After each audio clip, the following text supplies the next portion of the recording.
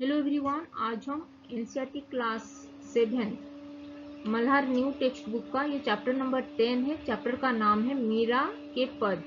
मीरा के पद का आज हम एक्सप्लेनेशन इसका करेंगे। मीरा के पद ये एक हिंदी कविता है जिसको लिखे हैं मीरा, यानी कि मीराबाई जो थी श्री कृष्णा जी के जो भक्त थी, वो ही इस मीरा के पद को लिखे हैं। वही इस हिंदी कविता मीरा के पद के कवि हैं। तो चलो स्टार्ट करते हैं। बसो मेरे नैनन में नंदलाल, मोहनी मोहनी मूर्ति सांवरी सूरती, नैना बने विशाल, अधर सुधा रस मुरली, राजती उर बयंती माल, क्षुद्र घंटिका कटी तट, शोभित नुपुर शब्द रसाल, मीरा के प्रभु संतन सुखदाई, भक्त बच्छल गोपाल। ये फर्स्ट पंक्ति है और सेकंड पंक्ति में है, बरसे बदरिया सावन की मन भावन की, सावन में उमग्यो मेरे मनवा, भनक सुनी हरि आवन की, उमड़ घुमड़ चहु दिशा से आया, दामिन दस के झर लावन की, नन्ही बूंदन मेहा बरसे, शीतल पवन सुहावन की, मीरा के प्रभु गिरिधर नागर, आनंद मंगल गावन की। तो ये सेकंड पंक्ति था। तो अभी फर्स्ट पंक्ति जो है बस इसका अभी इसका भावार्थ, इस पंक्ति का भावार्थ के बारे में जानेंगे। तो ये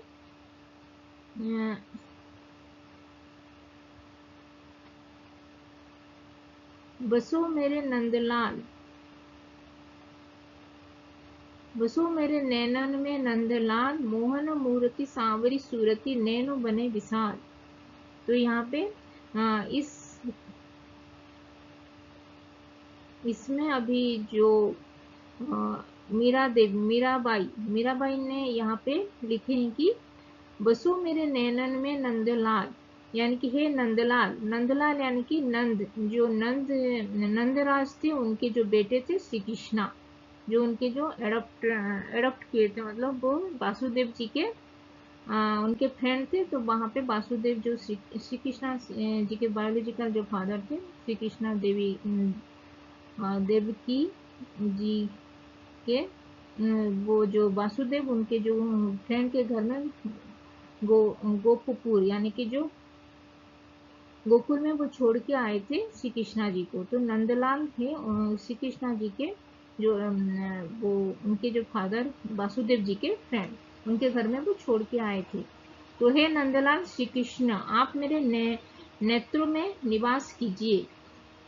बसो मेरे नैनन यानी कि नेत्र, यानी कि आंख में निवास, यानी कि आंख में विराजमान हुई। आपकी जो सांवली सलोनी सूरत, मोहन मूर्ति सांवरी सूरती, नैनो बने विशाल।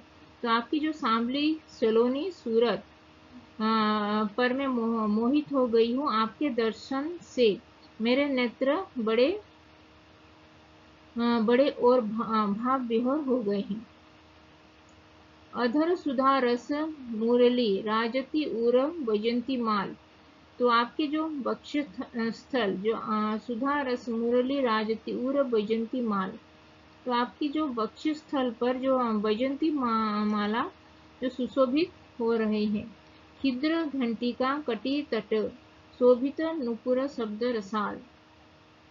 तो जो पैरों में जो नुपुर पायल की मधुर ध्वनि रस से भरी हुई है, रस से भर देता है। जो क्षुद्र घंटिका यानी कि जो नुपुर पायल, आपकी जो कमर पर जो छोटी छोटी घंटिका घुंघरू भी बहुत सजी रही है। और पैरों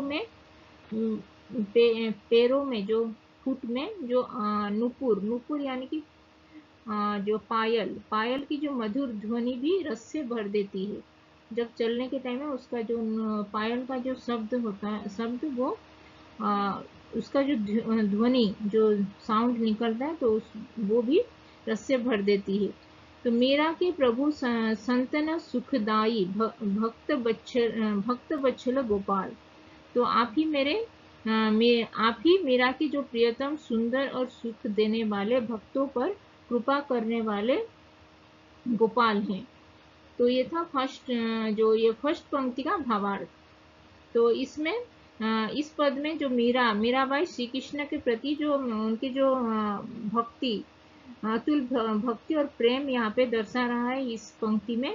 उन्होंने जो ये मीराबाई ने श्री कृष्ण की जो रूप और उनकी बांसुरी, माला और आभूषण और उनके जो सौंदर्य को ऐसे वर्णना इस पंक्ति में किया है जो भक्त की गहन भक्त की भावना और प्रेम, भावना और प्रभु के प्रति उनका जो समर्पण, जो मीराबाई जी के जो भावना और प्रेम, प्रभु जी श्री कृष्ण के प्रति जो उनका जो समर्पण, उसको यहाँ पे दर्शा रहा है।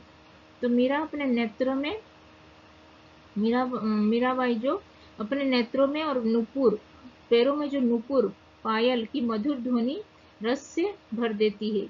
तो यहाँ पे श्री कृष्ण मीराबाई के प्रियतम और सुंदर और सुख देने वाले, भक्तों पर कृपा करने वाले गोपाल हैं। और ये था फर्स्ट पंक्ति का भावार्थ। अभी सेकंड पंक्ति का भावार्थ जानेंगे।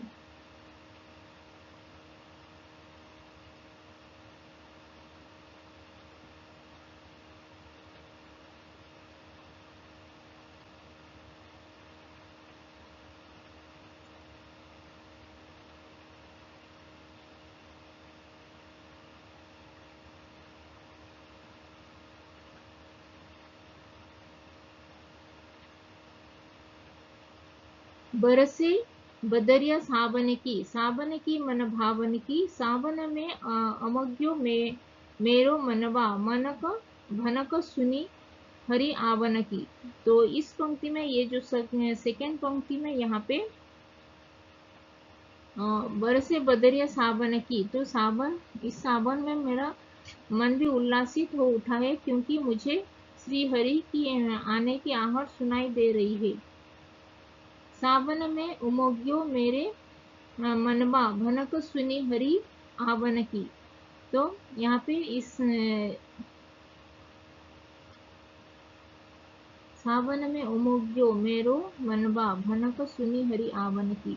तो इस सावन में मेरा मन भी उल्लासित हो उठा है, क्योंकि मुझे श्री कृष्ण के आने की आहट सुनाई दे रही है। उमड़ घुमड़ चहु दिशा से आया, दामिन दम के झर लावन की। तो यहाँ पे चार दिशा से उमड़ घुमड़ कर बादल छा गए हैं, बिजली चमक रही है और वर्षा की ऋतु की झड़ी भी लग गई है। तो यहाँ पे नन्ही नन्ही बूंदन में मेहा बरसे, शीतल पवन सुहावन की। तो यहाँ पे छोटे छोटे जो मेघ बादल गिर रही है और ठंडी ठंडी पवन, ठंडी ठंडी हवा भी यहाँ पे सबको सुखद लग रही है। तो यहाँ पे नन्ही नन्ही बूंदन में मेहा बरसे, शीतल पवन सुहावन की, मीरा के प्रभु गिरिधर नागर आनंद मंगल गावन की। तो मीरा कहते हैं कि प्रभु गिरिधर कृष्णा इस मौसम में पधारेंगे और वे आनंद और मंगल के गीत उनके लिए वो गाएगी मीराबाई। तो ये इस पंक्ति में मीरा जी के जो मीराबाई ने सावन के मौसम की सुंदरता के माध्यम से अपनी प्रभु श्री कृष्णा जी के प्रेम की भावना को यहाँ पे प्रकट कर रही है। जैसे ही वर्षा का आगमन जैसे होता है, उनका मन उमंग से भर उठता है, क्योंकि उन्हें लगता है कि यह संकेत श्री कृष्ण के आगमन की है। और इस पंक्ति में प्रकृति और भक्ति का सुंदर समागम यहाँ पे हुआ है, सुंदर संगम हुआ है इस पंक्ति में। तो ये था सेकेंड पंक्ति का भावार्थ। तो धन्यवाद, थैंक यू।